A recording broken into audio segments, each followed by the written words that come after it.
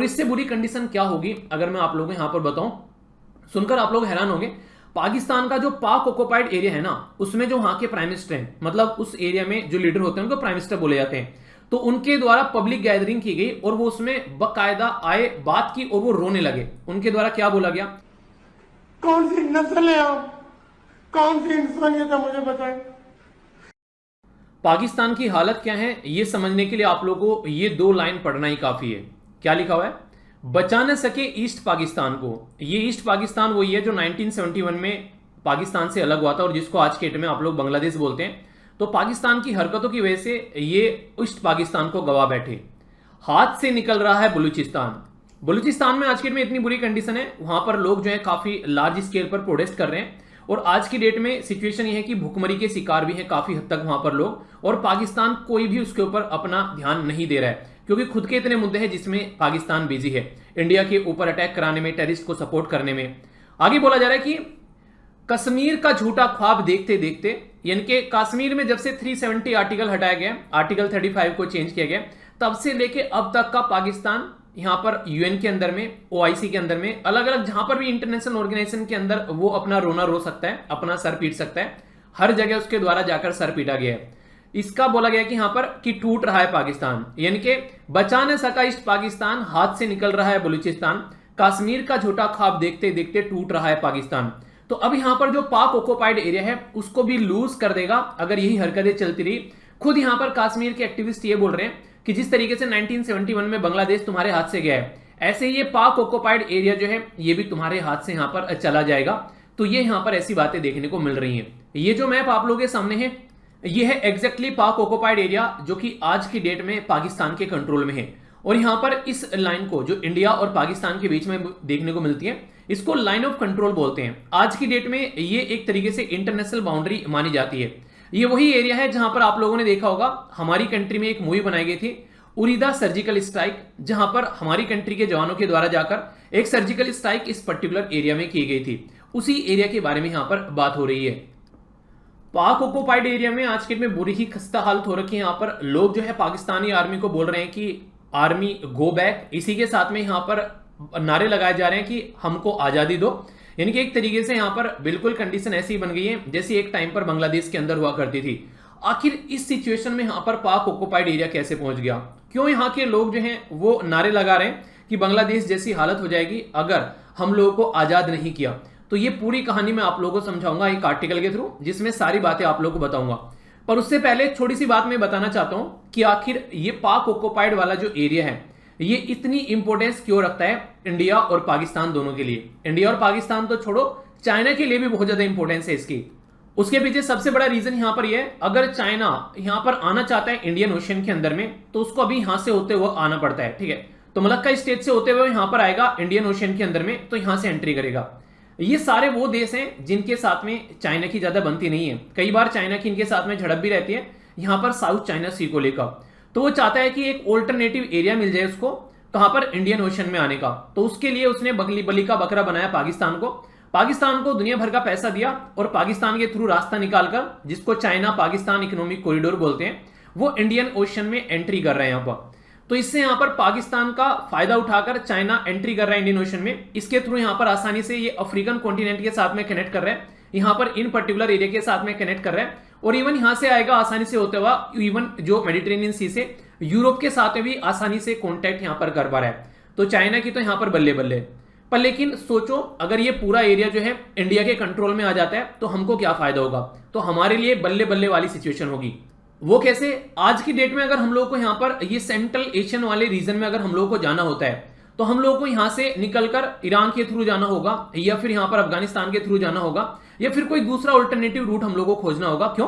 क्योंकि रास्ते में बढ़ जाते हैं यहां पर आज की डेट में कौन, पाकिस्तान अट जाता है जो कि पाक ऑक्युपाइड एरिया को गपचाए बैठा है। और इसी के चलते बुरी कंडीशन होती है कि हम लोग उस रीजन के साथ में अपना कनेक्शन नहीं बना पाते हैं। और ये रीजन बहुत ही रिसोर्सफुल रीजन है। अगर हम लोग इसमें अपना कनेक्शन बना पाते हैं तो बहुत सारे रिसोर्सेज जो हैं आज के डेट में, नेचुरल गैस, ऑयल वगैरह, यूरेनियम वगैरह, हम लोग यहां से लेकर आ सकते हैं। अभी कई सारे सेंट्रल एशियन के नेशन के साथ में हमारे देश के प्राइम मिनिस्टर मोदी साहब जी के द्वारा मीटिंग भी की गई थी। बार बार हम लोग इनके साथ में मिलते रहते हैं। चाइना के अच्छे रिलेशन है क्योंकि चाइना की डायरेक्ट बाउंड्री टच करती है इन कंट्रीज के साथ में। तो इसलिए चाइना का ह्यूज इन्वेस्टमेंट है यहाँ पर। तो चाइना इसीलिए यहाँ पर कभी कभी आप लोगों ने देखा होगा जब भी यहाँ पर कुछ मुद्दा उठता है, अभी हम लोगों ने बोला कि G20 की जो मीटिंग होने वाली है उसको हम लोग जम्मू एंड कश्मीर के अंदर कंडक्ट कराएंगे। तो जैसे ही ये बात बोली गई तुरंत जो है पाकिस्तान को तो मिर्ची लगी ही लगी, साथ में चाइना को भी मिर्ची लग गई। चाइना को मिर्ची इसलिए लगी कि यहाँ पर कल को अगर आकर मीटिंग होती है तो लद्दाख वाले रीजन में बोला गया इंडिया के द्वारा और कश्मीर वाले रीजन में 2 ऑल्टरनेटिव ऑप्शन रखे गए हैं। और अगर यहां पर मीटिंग हो जाती है, अगर यहां पर ये मीटिंग आगे बढ़ती है, इसकी बातें आगे चलती हैं, तो सबसे बड़ी बात ये होगी जम्मू एंड कश्मीर रीजन में बड़े बड़े 20 देश के लोग यहां पर आएंगे और वो आकर देखेंगे कंडीशन कैसी है। यहां पर आने वाले टाइम में इन्वेस्टमेंट होगा, काफी सारी चीजें यहां पर बढ़ती हुई नजर आएंगी। और इसी के चलते दिक्कत यहां पर चाइना को भी यही होगी कि आज की डेट में कि इस एरिया को लेकर जो चाइना और इंडिया के बीच में जो मुद्दा रहता है लाइन ऑफ एक्चुअल कंट्रोल को लेकर, तो उसके ऊपर भी बातें होंगी। तो ये एक चाइना के ऊपर भी यहां पर प्रेशर बनेगा। तो इसलिए यहां पर बार बार यही बात रहती है कि ये इसको अपोज कर रहे हैं कि G20 की मीटिंग न हो। अच्छा, G20 की मीटिंग जो है इस साल कहां पर होने वाली है, कौन से देश में? क्योंकि इसके बाद में हमारे देश में होगी। और आप लोगों को याद होगा द हिंदू की वीडियो के डिस्कशन के अंदर में मैंने एक ट्रायोका पढ़ाया था। G20 में ट्रायोका होता है, उस ट्रायोका में कौन कौन से देश हैं ये आप लोग बताइए, देखता हूं किस किस को याद है। क्यों यहां पर ये नारे लगा रहे हैं लोग कि we want freedom, Pakistani army go back? ये इसलिए नारे लगा रहे हैं कि अगर फिलहाल अभी देखो बुरी कंडीशन इतनी ज्यादा है, यहां पर कुछ मुद्दे ऐसे हैं जिसकी वजह से यहां पर श्रीलंका जैसी सिचुएशन बन सकती है। आप लोगों को पता होगा श्रीलंका में अभी वहां के प्रेसिडेंट जो हैं वो देश छोड़कर भागने वाले थे। वो तो अलग बात है कि यूएसए ने उनको वीजा नहीं दिया, उसकी वजह से वो वहीं पर ही अटक गए, वरना अब तक भाग चुके होते।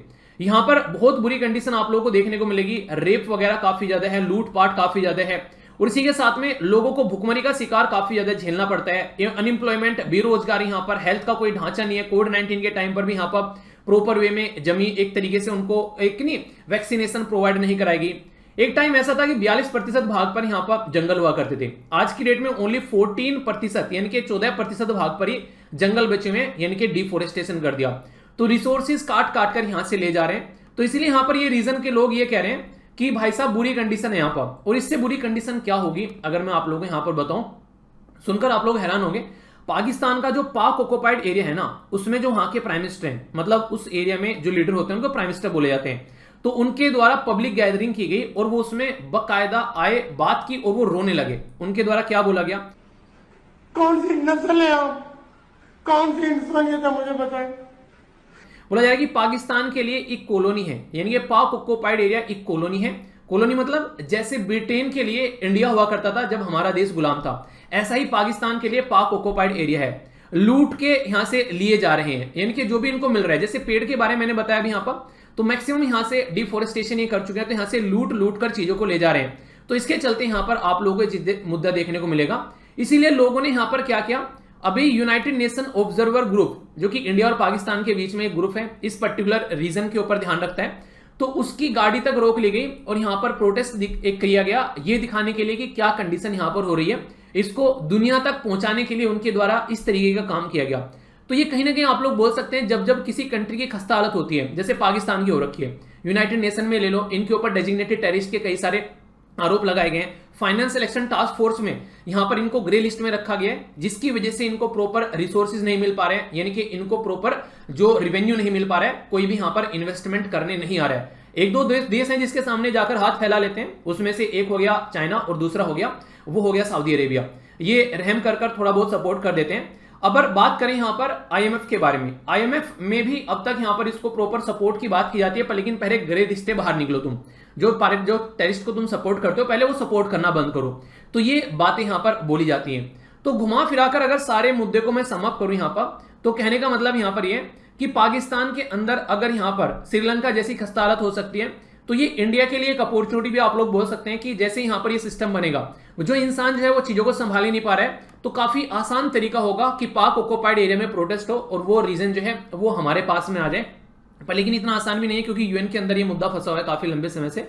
पर लेकिन वो ये कि एक ताकतवर इंसान ही एक देश को थाम सकता है, ठीक है, एक कंट्री को यूनाइट करके रख सकता है। जैसे जर्मनी टूटी हुई थी, पर लेकिन बिस्मार्क ने उसको यूनाइट कर दिया। तो इसी तरीके से सरदार वल्लभ भाई पटेल जी ने पूरे देश को यूनाइट कर दिया। तो सेंटर अगर पावरफुल होगा तभी देश यूनाइट रहेगा, वरना यूनाइट रहने का कोई मतलब ही नहीं है। तो यहां पर हमारे पास में एक अच्छी अपॉर्चुनिटी हो सकती है यहां पर कि आगे आने वाले टाइम में यहां पर अगर चीजें सही रहें, और यार मेरा तो देखो दिल से सपना है मतलब अपनी जिंदगी में जब आखिरी सांस लो उससे पहले एक बार अपना पूरा देश ना, पाकिस्तान ऑक्युपाइड एरिया और इसी के साथ में अक्साई चीन वाला एरिया, ये पूरा मैप अगर अपना बन जाए ना एक बार, तो यार मतलब दिल खुश हो जाए, ये लगे कि बस तमन्नाएं पूरी हो गई। ठीक है, तो वो चीजें मुझे पता नहीं कि हमेशा से रहती हैं। आप लोगों की क्या राय है इसमें, आप लोग अपनी राय बता सकते हैं। तो ये था एक टॉपिक जो मैं आप लोगों तक पहुंचाना चाहता था। बाकी जो भी अपडेट्स आएंगी वो जो द हिंदू की वीडियो आती है रेगुलर, उसमें हम लोग कवर कर लेंगे। ठीक है, तो नेक्स्ट वीडियो में मिलता हूं, तब तक के लिए बड़ों को नमस्ते, छोटों को प्यार, छोटी सी लाइफ एंजॉय कर यार। मिलता हूं नेक्स्ट वीडियो में, तब तक के लिए जय हिंद।